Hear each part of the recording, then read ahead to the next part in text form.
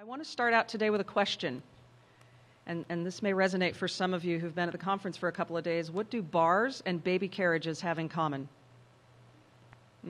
Not so sure? I think maybe not a lot. Actually, they have something really important in common, and that is that users of both benefit every day from developments that were originally designed for accessibility. So if you're in a bar and you're watching closed captions on CNN, that didn't really start out for use in bars by a lot of us.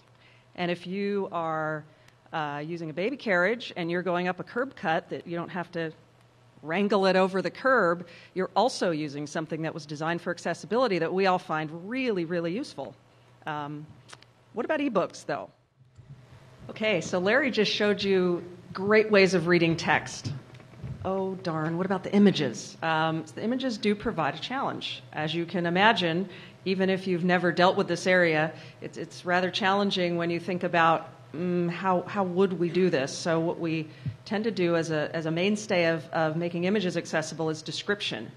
But how do you describe in text what's in a pie chart and do it in a way that's not going to cause the student who's having to go through that pie chart to take 20 minutes on one chart? The good news, as Adam mentioned earlier, and what we're going to show you today, is a tool called Poet. This is something that Benetech has produced under a project we'll talk a bit more about called Diagram. And Poet is a web-based tool. It's open source, and it's for adding image descriptions to ebooks. And it's really for use by a lot of people. It's a simple tool so that it's very flexible to be used by authors, publishers, and accessibility providers like ourselves on the Bookshare side, for example, when we're actually adding accessibility to books that don't have it already. Again, the goal of Poet is to have it in there in the first place.